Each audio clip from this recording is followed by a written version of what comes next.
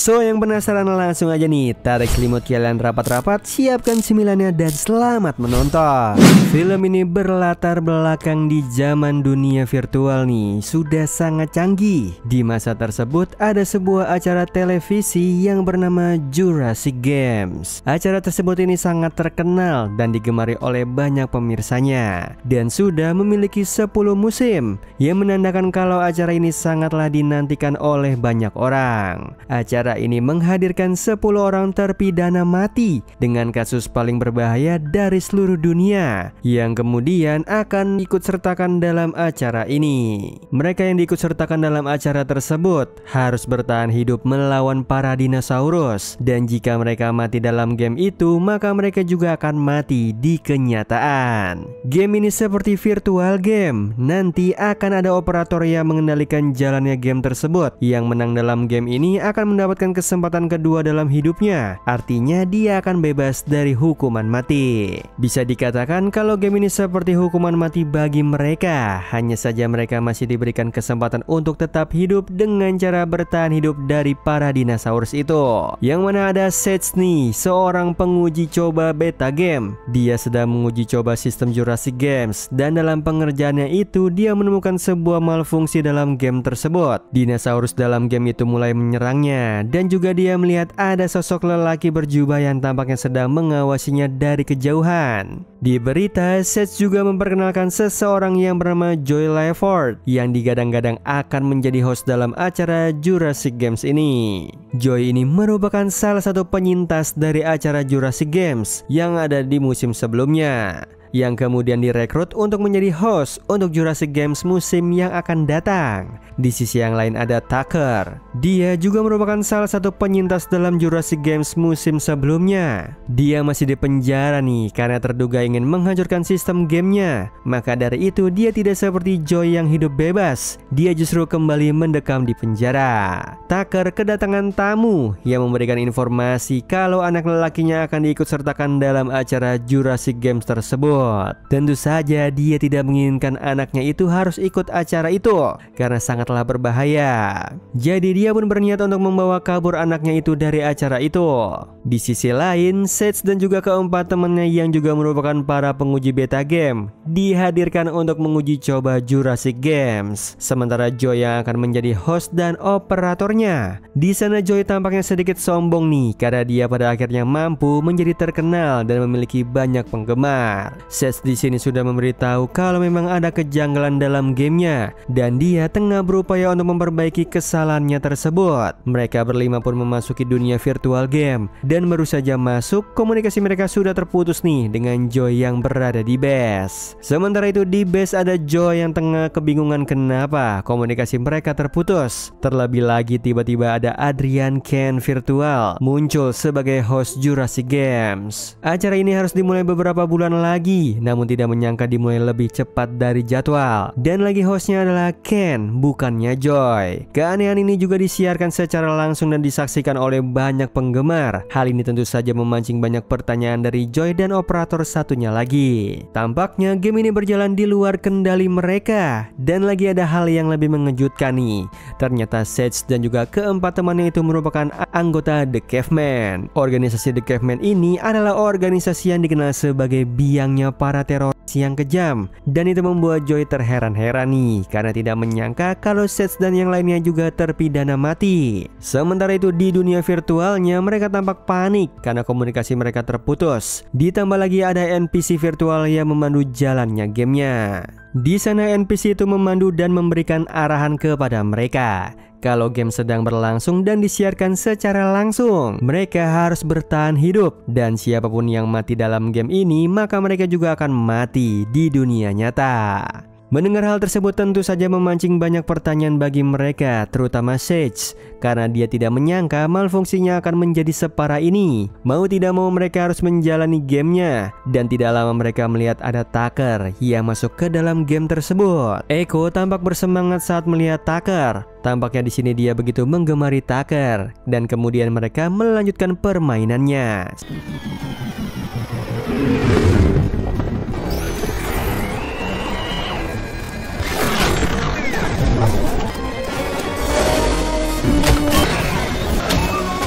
Di sisi yang lain ada Tucker yang tengah berbaring, dan sementara temannya itu yang menjadi operatornya ditemani dengan anak perempuannya. Sialnya, keanehan juga terjadi di perangkat virtualnya Tucker nih. Di situ temannya mengatakan dia tidak bisa mengendalikan gamenya. Jika Tucker mati di game, maka dia juga mati di kehidupan nyata. Maka dari itu dia menasihati Tucker untuk tetap hidup dan bertahan. Di sisi yang lain ada Amanda, salah kontestan yang sedang ingin menuju garis finish dan ingin menunjukkan aksinya kepada teman-temannya kalau dia mampu melewati rintangan di antara para dinosaurus itu.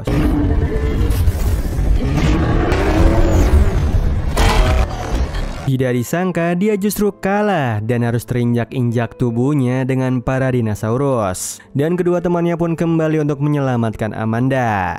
Di sisi yang lain ada Tucker kedatangan NPC yang ternyata itu adalah Joy. Dia masuk ke dalam game sebagai NPC dan ingin menghajar musuh bebuyutannya itu.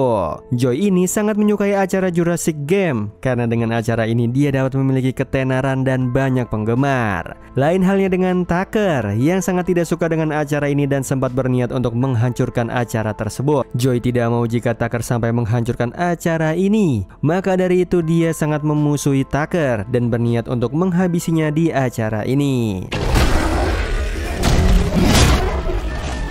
Beruntungnya Joy terkepung oleh para raptor, dan karena dia hanya NPC, dia pun dapat kembali ke dunia nyata. Sementara Tucker, dia justru bertemu dengan sosok lelaki misterius yang memperkenalkan dirinya sebagai Adrian Ken, host Jurassic Games musim yang lalu. Ken juga tewas akibat dari malfungsi permainan ini, dan di situ dia berniat untuk membantu Tucker untuk menghancurkan game ini dari dalam. Namun dia menyuruh Tucker untuk melanjutkan permainannya terlebih dahulu. Sementara di sisi yang lain keempat peserta lain dan Tucker berhasil memenangkan permainan. Kemudian di sisi lain Amanda dia harus tereliminasi nih karena menjadi yang terakhir posisinya dalam permainan. Mereka yang berhasil akan melanjutkan ke tahap kedua. Sementara Amanda sudah dinyatakan gugur dalam kehidupan nyatanya.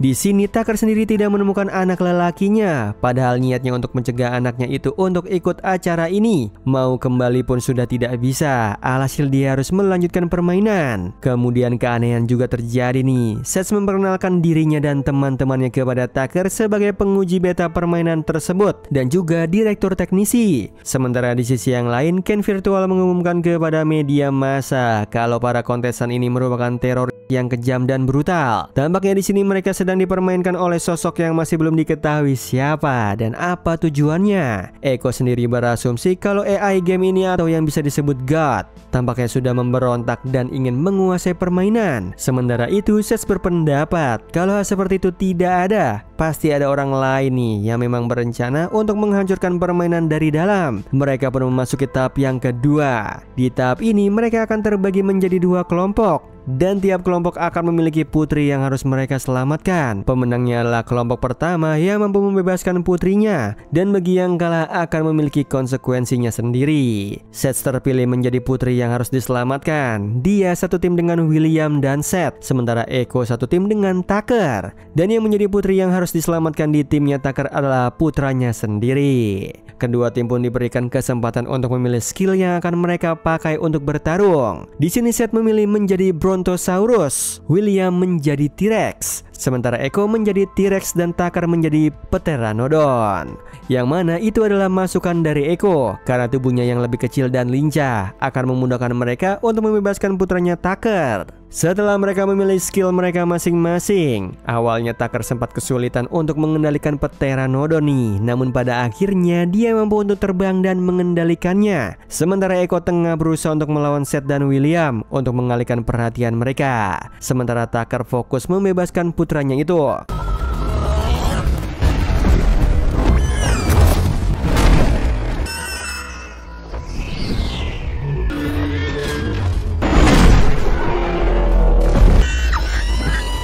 Putranya pun berhasil diselamatkan. Kekalahan jatuh kepada timnya Seth dan konsekuensinya adalah Seth harus mati dimakan sama William yang berwujud T-Rex. Hanya saja William menolak untuk memakan rekan kerjanya itu dan lebih memilih untuk memberontak dengan menyerang NPC-nya. Atas tindakannya itu, William pun dinilai telah melanggar peraturan permainan dan mendapatkan hukuman mati di tempat. Otomatis William pun gugur di kehidupan nyata. Setelah insiden itu, mereka sangat terpukul nih karena mereka tidak percaya orang baik seperti mereka harus terjebak dalam permainan untuk para kriminal. Mereka sama sekali tidak memiliki track record sebagai penjahat. Namun kenapa mereka harus terjebak dalam permainan ini? Seth mencoba untuk menenangkan Seth dan mengajak Seth untuk tetap menjalani permainan sampai akhir. Sementara itu, Tucker meminta mereka untuk membawa dirinya ke inti pusat game ini karena dia ingin meletakkan virus untuk menghancurkan game ini. Seth menjelaskan semua rencana dan niatnya pasti sudah mampu kebaca sama pusat. Jadi akan sangat sulit untuk membantu Tucker menghancurkan permainan ini.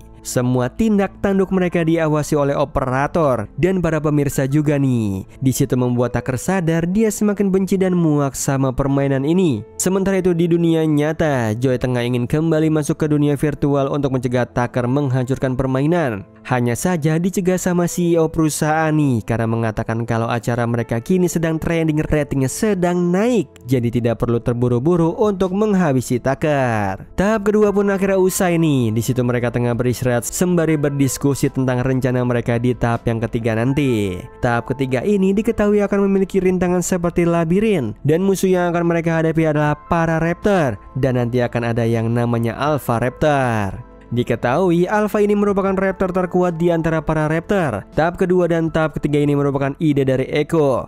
Jadi tidak heran kalau Echo sangat tahu medan yang akan mereka hadapi. Di kehidupan nyata, ada Joy yang tengah menjawab berbagai pertanyaan dari media, yang intinya informasi kebenaran tentang identitas para kontestan terkuak. Mereka diketahui ternyata hanyalah para karyawan dari perusahaan yang sedang memperbaiki malfungsi dan terjebak dalam game mereka sendiri. Di situ Joy menjelaskan kalau mereka memang karyawan, namun dia sedikit mengubah fakta dengan mengatakan kalau para kontestan ini adalah karyawan yang memberontak. Mereka pun memasuki tahap yang ketiga nih. Di tahap ini mereka harus melewati sebuah labirin. Di dalamnya ada sebuah bendera dan mereka harus membawa bendera tersebut ke tempat yang sudah ditentukan. Seth pun langsung pergi berpencar untuk mencari benderanya, sementara yang lain masih tetap bersama-sama. Di tengah perjalanan, Echo mencoba untuk mengalihkan perhatian para raptor untuk mengulur waktu buat teman-temannya. Echo menyamar menjadi para raptor dan melihat pergerakan mereka. Kalau ternyata para raptor itu hanya mengejar bendera itu saja. Di sisi yang lain, Seth berhasil mendapatkan benderanya dan mereka bertemu dengan Seth. Di sini Andrew, putranya Tucker, dia dengan sukarela ingin membawa bendera tersebut. Andrew pun diberikan kesempatan oleh ayahnya untuk melakukan yang dia inginkan. Sementara Seth dan Tucker menyusul Andrew dari belakang untuk melindunginya dari para raptor.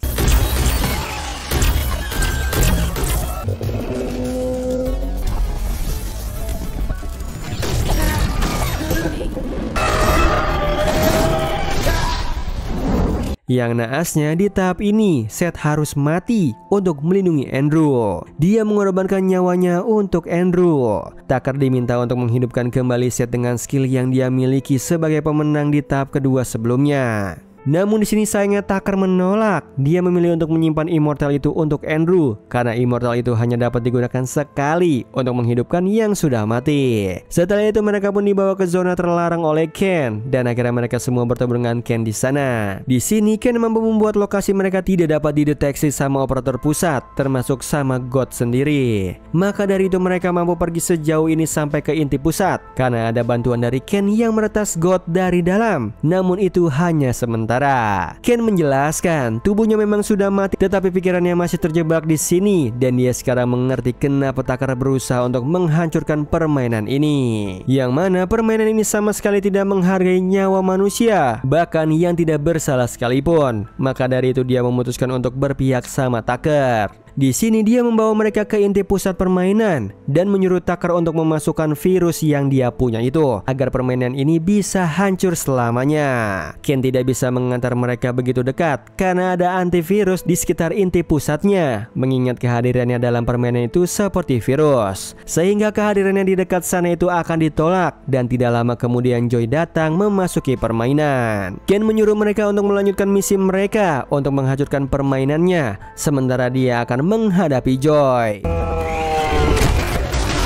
Di sisi yang lain, mereka berhasil memasuki goa yang di dalam sana ada inti dari permainan. Di situ Joy berhasil menyusul mereka dan mencegah mereka untuk menghancurkan permainan. Sialnya dia justru tertimpa batu dan kembali ke dunia nyata. Dia pun kesal dan ingin bertemu dengan CEO. Nahasnya ternyata CEO sudah tewas dibunuh sama God, dan ternyata pelaku dari ini semua adalah God. Yang mana teorinya Eko ini tentang God yang memberontak itu benar. God ingin menguasai permainan dan dapat menguasai keinginan manusia. Di sana dia sengaja melarang Joy untuk menghentikan mereka. Karena dia melihat rating acaranya meningkat, dia tampaknya menikmati melihat masyarakat begitu antusias nih menyaksikan acara tersebut. Jadi dia menyuruh Joy untuk bersabar karena nantinya akan ada waktunya Joy datang sebagai pahlawan untuk menyelamatkan permainan. Dia juga awalnya berniat untuk menghidupkan kembali manusia dengan menguji coba Ken. Dia sengaja menyimpan cache memorinya Ken ke dalam permainan. Dia juga sengaja membuat bentuk tubuh baru yang serupa dengan tubuh Ken yang asli. Namun sial justru pikiran Ken bergerak di luar kendalinya dan menjadi virus dalam permainannya. Sementara itu di sisi yang lain mereka tengah berupaya nih untuk meretas pertahanan antivirusnya terlebih dahulu, dan hanya Eko yang mampu melakukannya. Di dunia nyata kita justru melihat betapa asiknya masyarakat mendukung acara Jurassic Game ini. Mereka tidak mau permainan ini dihancurkan. Maka dari itu God mengirim Joy kembali masuk ke dalam permainan untuk melenyapkan mereka.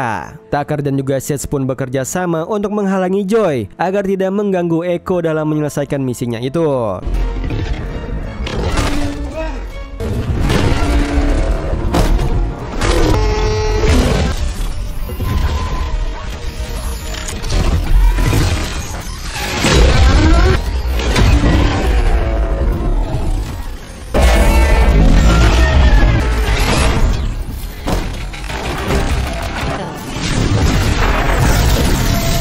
Sialnya, karena skill mereka memiliki batas waktu, mereka terpaksa kembali berubah ke wujud manusia, dan Joy berhasil menyerang Andrew dan juga Eko. Di sini Eko tewas terlebih dulu, dan Andrew berterima kasih kepada sang ayah karena sudah bersusah payah menyelamatkannya.